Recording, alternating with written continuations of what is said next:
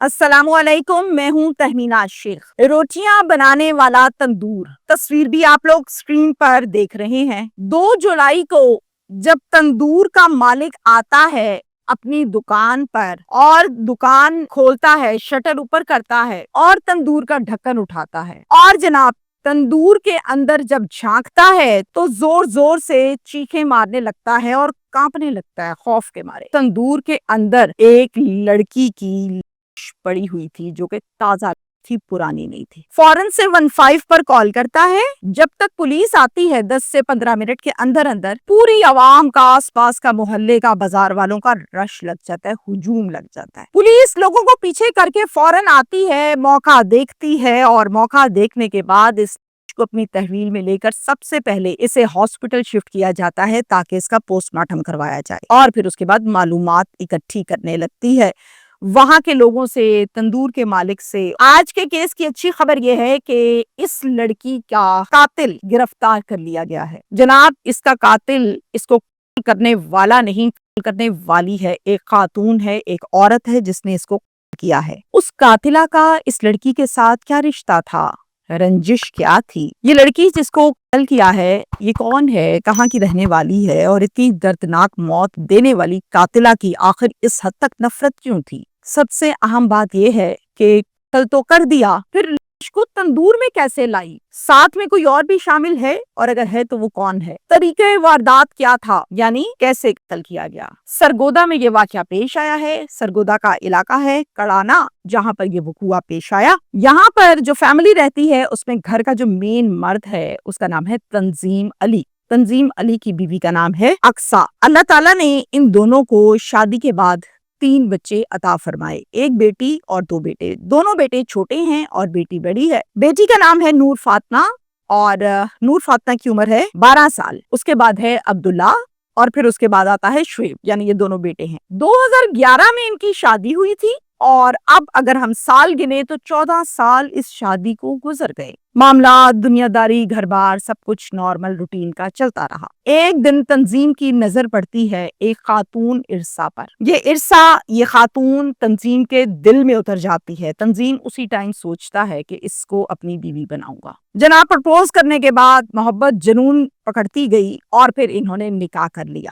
شادی کر کے بیوی بنا کر اس کو لے کر آیا اس گھر میں جہاں پر پہلی بیوی رہتی تھی اپنے بچوں کے ساتھ۔ جیسے ہی اس کا ہاتھ پکڑا ہوا ہے، یہ گھر کے اندر ہوا انٹر، تو پہلی بیوی نے سوال کیا، تنظیم کوئی حیا کرو، جوان بیٹی ہے، کس کا ہاتھ پکڑ کے اندر لے آئے ہو؟ تو جواب دیا کوئی عورت نہیں ہے، یہ میری بیوی ہے، یہ دوسری بیوی ہے میری، پہلی تم ہو، دوسری یہ ہے۔ بیوی نے یہ سنا، رنگ بدلنے لگا چہرے کا، غصے کے مارے لال پیلی ہوئی اور خوب لان تان کرنے لگی اپنے شوہر کو۔ اتنا جھگڑا ہوا کہ پورے محلے نے سنا۔ تم نے جو کرنا ہے، جیسے کرنا ہے تم کرو، اب تو یہ بیوی بن چکی، اب اسی گھر میں رہے گی جس گھر میں تم رہتی ہو، اس کا حق بھی میرے پر اتنا ہی ہے جتنا تمہارا ہے۔ بہتر تو یہ ہے کہ تم اس بات کو ایکسپٹ کر لو، ادروائز ہونا کچھ بھی نہیں ہے۔ اس جھگڑے کے بعد کوئی فرق نہیں پڑتا، اور یہ بھی بات سن لو کہ یہ صرف بیوی نہیں ہے بلکہ میری محبت بھی ہے، میں نے پسند کی شادی کی ہے۔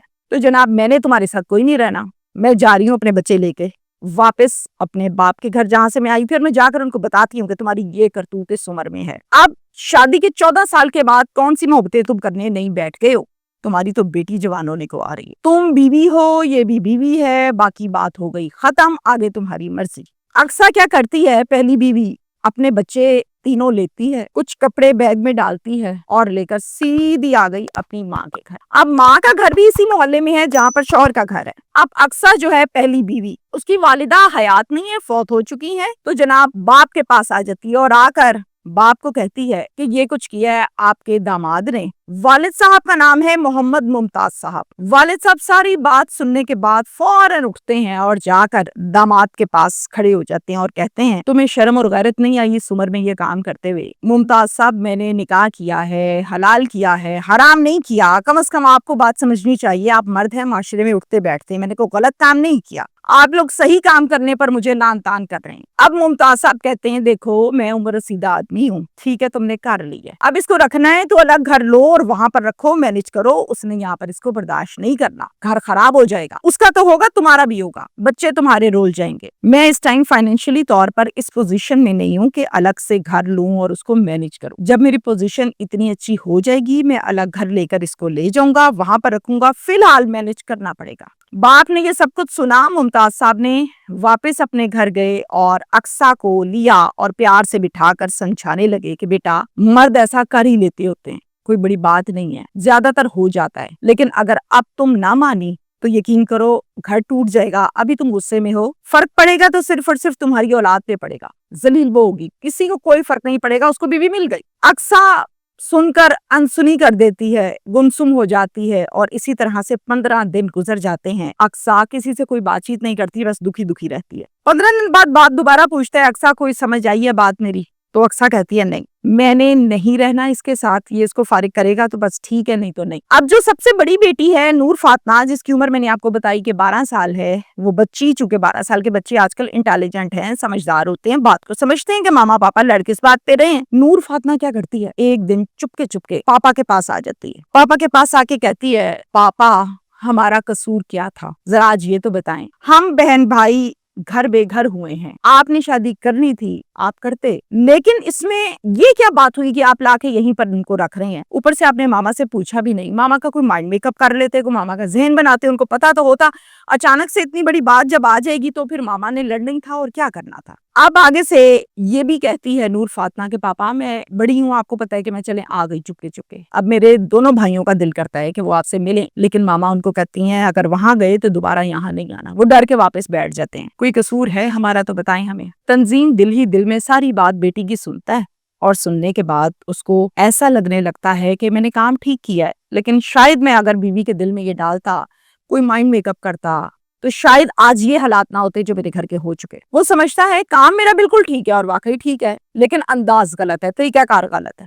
ساری بات تفصیل سے سنی بیٹی کی اور پھر کہا کہ بیٹا ریلیکس ہو جاؤ، سب ٹھیک ہو جائے گا، میں پوری کوشش کروں گا حالات کو نارمل کرنے کی۔ دوسری بیوی ارسا جو سب کچھ سن رہی ہے، دیکھ رہی ہے، وہ سوچنے لگتی ہے یہ بیٹی جو ہے وہ اپنے باپ سے بڑی اٹیچ ہے، بڑے آرام سے آ کے چیزیں سمجھانے لگ جاتی ہے، اور میرا شوہر سن رہا ہوتا ہے باقاعدہ اور سمجھ بھی رہا ہوتا ہے، بڑے دھیان سے سنتا ہے، ایسا نہ ہو کہ کسی دن میرے خلاف بھڑکانے لگ جائے اور تنظیم بھی میرے خلاف ہو جائے، کہیں ایسا نہ ہو کہ مجھ سے بدل جائے اور میرا گھر خراب ہو جائے، میری زندگی ختم ہو جائے، بہت کچھ سوچنے لگتی ہے۔ 2 دن کے بعد دوبارہ سے بیٹی نور فاطمہ آتی ہے اور آ کر کہتی ہے میرے پاپا کدھر ہیں، کہتی ہے کہ تمہارے پاپا اندر کمرے میں بیٹھے ہیں۔ سیدھی کمرے میں چلے گئی، جا کر کہا السلام علیکم پاپا۔ وعلیکم السلام پاپا، میں نے آپ سے بہت ڈیٹیل سے بات کی تھی، آپ ایسا کریں آپ گھر جائیں اور ماما کو پیار سے منائیں، مجھے امید ہے کہ وہ اب آپ کی بات سن لیں گی، کافی دن گزر گئے ہیں، اب تو وہ برا بھلا بھی نہیں کہتی، بس چپ کر کے بیٹھی رہتی ہیں۔ مجھے ایسا لگتا ہے کہ ان کا بیہیویئر جو ہے وہ مولڈنگ کی طرف آ گیا، مولڈ ہو گیا ہے، تو آپ جب جائیں گے یقیناً وہ آپ کو دیکھ کر مان جائیں گی، لیکن ابھی تک وہ صرف یہی کہتی ہیں کہ رکھنا ہے تو رکھے، میرے سامنے نہیں، نہ میرے گھر میں، تو آپ الگ گھر لے کے وہاں پہ رکھ لیں ان کو سیپریٹلی، مسئلہ حل ہو جائے گا، ہم بھی دوبارہ سے اس گھر میں آئیں گے، ہمارا گھر بھی بچ جائے گا، ہمیں بھی ہمارے پاپا چاہیے، آپ یہ بھی سوچا کریں۔ باپ آگے سے کہتا ہے اچھا بیٹا میں نے ساری بات آپ کی سنی ہے، میں اچھے طریقے سے بیٹھ کے اس بات پر سوچتا ہوں، سوچنے کے بعد ہم دوبارہ سے اس بات کو ڈسکس کریں گے اور کوئی اور حل نکال لیں گے۔ کہتی چلیں ٹھیک ہے، بچی کو بھی ایک امید ہو جاتی ہے۔ 2 جولائی کو صبح کا ٹائم ہے، لگ بھگ کوئی 10 بجے کا، دوبارہ سے نور فاطمہ آتی ہے، آ کر کہتی ہے پاپا کدھر ہیں؟ آگے سے ارسا جواب دیتی ہے وہ باہر کسی کام سے گئے ہوئے ہیں، آپ بیٹھ جاؤ ابھی آ جائیں گے۔ ناشتہ کر کے آئی ہو؟ نہیں میں نے ناشتہ نہیں کرنا، نہ میں کر کے آئی ہوں۔ بیٹا جو لڑائی ہے وہ بڑوں کی لڑائی ہے، بچوں کی لڑائی نہیں ہے، میں ناشتہ بناتی ہوں لگاتی ہوں، آپ ناشتہ کر کے جاؤ، اتنے میں آپ کے پاپا بھی آ جائیں گے، آپ ان کو مل لینا۔ خیر بہترین سا ناشتہ بنایا اور ناشتہ بنا کر اس کے اندر کچن میں ہی کھڑے کھڑے زہر ملایا اور پھر نور فاطمہ کو بٹھا کر کھلایا۔ نور فاطمہ نے ناشتہ کیا، تھوڑی دیر وہیں اسی ٹیبل پر بیٹھی اور پھر اس کے بعد ٹیبل سے گر گئی اور پھر فوراً سے اس کی موت واقع ہو گئی۔ اب جو اس کے ٹارگٹ تھا ارسا کا وہ ہو گیا پورا، اور اب یہ سوچ رہی ہے کہ میں اس کو چھپاؤں کدھر, اتنی بڑی ہے, کوئی چھوٹا سی چیز تو ہے نہیں جو چھپ جائے گی, تو کیا کروں اب. فوراً سے اپنے ایک کزن کو فون کرتی ہے, کزن کا نام ہے شیراز. چونکہ کال پر آواز ہڑبڑائی پریشان ہے تو شیراز کو ساری بات ایک ہی سانس میں سنا دیتی ہے اور پھر کہتی ہے اب کوئی سوال نہیں, فوراً سے گھر پہنچو, جلدی آ جاؤ. 1.5 گھنٹہ لگا, صرف 11:30 پر شیراز صاحب دروازے پہ پہنچے ہوئے, حاضر سروس ایکٹیو. گھر آئے, اس نے فوراً سے لاش دکھائی نور فاطمہ کی. پہلے تو وہ دیکھ کے ڈرا, پھر اس کے بعد کہا کہ اب میں کیا کروں, کہاں چھپاؤں, تم نے اتنا بڑا کام ڈال دیا, اب میں کیا کروں. اتنی ہی دیر میں نور فاطمہ کے نانا ڈھونڈتے ڈھونڈتے نور فاطمہ کو, جن کا نام ممتاز ہے, آ جاتے ہیں اس کے گھر کے دروازے پہ. یہ لوگ آہٹ سنتے ہیں, سب سے پہلے تو لاش کو دونوں اٹھاتے ہیں, شیراز اور ارسا, کمرے میں لے جا کر رکھ کے پیچھے کر کے اس کے اوپر چادر دی. پھر دروازہ کھولا جب تو کہا کہ اندر آ جائیے, جس پر نانا نے کہا کہ کیا نور فاطمہ ادھر آئی ہے, کافی دیر ہو گئی, کہہ کر آئی تھی کہ تمہاری طرف آ رہی ہے, کہاں ہے. نہیں, یہاں پر آئی تھی, پاپا کا پوچھا, اس کے پاپا گھر نہیں تھے, تو کہتی میں واپس جا رہی ہوں, پھر چلے گئی اسی ٹائم. اچھا چلو ٹھیک ہے. نانا واپس چلا گیا اور پھر فوراً سے ارسا نے شیراز سے کہا, شیراز تمہیں اس لیے نہیں بلایا کہ تم ہاتھ پہ ہاتھ رکھ کے بیٹھے رہو, جلدی کرو, اب تو تنظیم کے آنے کا ٹائم ہے, اگر اس کو پتہ لگ گیا تو میرا بہت برا حال کرے گا. سوچتے ہیں آپس میں اور پھر فوراً سے ارسا کہتی ہے میں بتاتی ہوں, یہ ساتھ والا جو تندور ہے یہ 3 دن ہو گئے بند پڑا ہوا ہے, یہ روٹیاں نہیں لگتی اس پر. ایسا کرو فی الحال اٹھا کے اس کے اندر چھپاؤ, پھر اس کے بعد دیکھیں گے کہ کہاں پھینکنا ہے. اچھا موقع پا کے وہاں سے اٹھائیں گے اور وہ بڑی نہر میں جا کے بہا دیں گے ہم دونوں. جناب شیراز جو ہے وہ تو چابی والا مجھے لگتا ہے کھلونا ہے, کہتا ہے ٹھیک ہے. شیراز فوراً سے اس تندور کے اندر جا کے ڈالتا ہے, اوپر ڈھکن دیتا ہے اور گھر آ جاتا ہے. اب یہ جب سارا کام کر رہا ہوتا ہے شیراز, تو ارسا جو ہے وہ پوری سہولت کار بنی ہے, دھیان رکھتی ہے گلی میں کھڑی ہو کے کہ کوئی دیکھ تو نہیں رہا, کوئی مسئلہ نہ بنے. خیر کام ہو گیا, دونوں نے سکھ کا سانس لیا, یہاں تک انہوں نے یہ سمجھا کہ اب ہماری جان چھوٹ گئی. اللہ تعالیٰ کے ہر کام میں کوئی نہ کوئی حکمت ہوتی ہے, یہ ہم بچپن سے سنتے آ رہے ہیں. یہ کیس کھلا کیسے ذرا سنیں. 3 دن سے یہ تندور بند تھا. عمومی طور پر تندور جو ہوتا ہے وہ شٹر سے باہر ہوتا ہے دکان کے. اب یہ چونکہ بند تھا, سب کو اس بات کا پتا تھا, لیکن جس دن اس کو تندور میں چھپایا گیا تھا اسی دن 12:30 بجے تندور کا مالک آیا, لاک کھولا, شٹر اوپر کیا اور تندور کا ڈھکن اٹھایا. ڈھکن اٹھاتے سار چیخیں مارنے لگا, چونکہ اندر لڑکی کی لاش پڑی ہوئی تھی. ہکا بکا رہ گیا. فوراً سے 15 پر کال کی. پاس کھڑے لوگوں نے پوچھا کیوں چیخ رہے ہو, تو بتایا کہ یہ دیکھو. اتنے میں وہاں پر عوام کا ڈھیر لگ گیا, ہجوم لگ گیا. اب چونکہ نور فاطمہ اسی محلے میں رہتی تھی, نانا کا گھر بھی ادھر, باپ کا گھر بھی ادھر, تو سب جانتے تھے نور فاطمہ کو. جناب 15 کی کال جب تک کی, پولیس جب تک آئی, عوام جب تک اکٹھی ہوئی, اتنے میں نور فاطمہ کے نانا, نور فاطمہ کی والدہ, وہاں ان کے گھر تک بھی خبر پہنچی اور وہ لوگ بھی سارے کے سارے تندور پر آ گئے اور زور زور سے چیخیں مار کر رونے لگے نور فاطمہ کی لاش کو دیکھ کر. اب ارسا, ابھی تک کسی کو نہیں پتا کہ کیا کس نے ہے. ارسا سب کچھ دیکھ رہی ہے, کبھی پاؤں کانپتے ہیں, کبھی ٹانگیں کانپتی ہیں, کبھی ہاتھ کانپتے ہیں, کبھی بازو کانپتے ہیں اور کبھی پورا جسم کانپتا ہے. کہتی اب کروں تو کروں کیا, یہ تو میرا پول کھل گیا, کچھ سمجھ نہیں آتی. اور اسی صورتحال میں گھر سے بھاگ گئی. تھانہ کڑانا کی نفری جب موقع پر پہنچی تو انہوں نے موقع وزٹ کیا, کو اپنی تحویل میں لیا اور پھر ہسپتال شفٹ کیا کہ پوسٹ مارٹم کروایا جائے. نانا کو اور اس کی ماں کو لے کر آ گئی پولیس تھانہ کڑانا میں, تمام معلومات لیں اور ایک ہی بات کی ماں نے کہ میری بیٹی کو میری سوتن نے کیا ہے, اس سے برداشت نہیں ہوتی تھی, میں اور میری اولاد یہی میری ملزمہ ہے, آپ پرچہ کاٹیں, یہی میری ملزمہ ہے. ایف آئی آر درج کی گئی نامزد, جس میں نام لکھا گیا قاتلہ ملزمہ کا ارسا, اور اس کے مدعی بنے نانا ممتاز صاحب. پولیس نے ریڈ کی اور قاتلہ ملزمہ ارسا کو گرفتار کیا. گرفتار کر کے جب لے آئے تھانے میں تو پوچھا کہ بی بی پتہ تو سب کو چل گیا ہے, قصہ سارے کا سارا, اب خود آرام سے بتا دو, مجھے کچھ اٹھ کے تمہارے ساتھ پیار محبت نہ کرنی پڑے. اس کے بعد ارسا نے طوطے کی طرح ساری کہانی سنائی. جب سنائی ساری کی ساری کہانی تو آپ کو پہلے میں یہ بتا دوں کہ اس نے کہا کہ ہاں میں نے یہ کیا ہے, مجھ سے ہوا ہے, ارادتاً کیا ہے میں نے یہ. وجہ کیا ہے؟ وجہ یہ ہے کہ میں نے تنظیم سے پسند کی شادی کی، میں نے کوئی برا کام نہیں کیا۔ پہلے اس کی ماں گھر چھوڑ کے چلے گئی،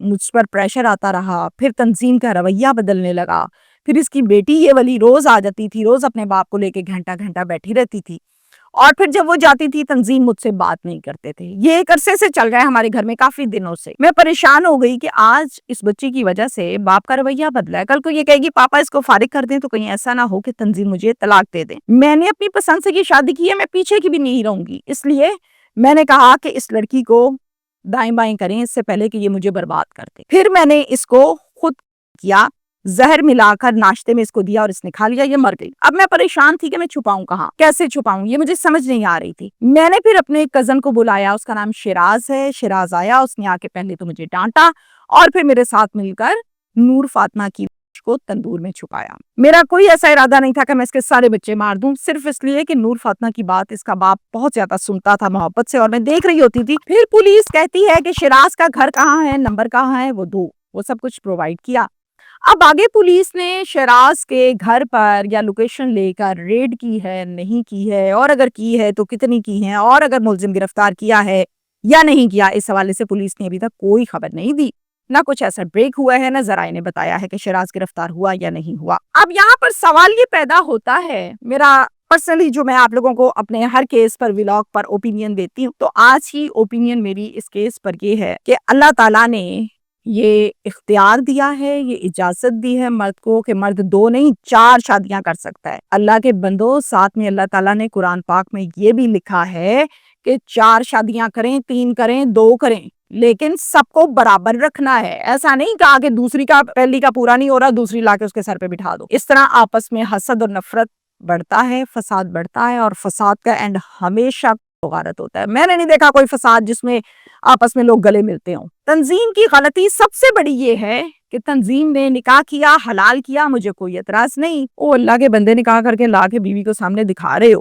اور اسے کہہ رہے ہو کہ یہ میں شادی کر کے لایا ہوں، تو اس نے کہاں سے ایکسیپٹ کرنا ہے؟ قانون تو یہ کہتا ہے کہ آپ کو اجازت لینی چاہیے تھی، پھر آپ کا اجازت نامہ کہاں ہے جب اس کو پتہ ہی نہیں ہے؟ آپ تو قانونی غلطی پر غلطی، اور انداز بھی آپ کا غلط ہے، تو پھر یہی اینڈ ہونا تھا۔ نہ قصور تھا نور فاطمہ کا جس کو اذیت کے ساتھ مارا گیا، نہ قصور تھا اس میں اس کی ماں کا، غلطی تھی تو صرف تنظیم کی تھی۔ شکریہ۔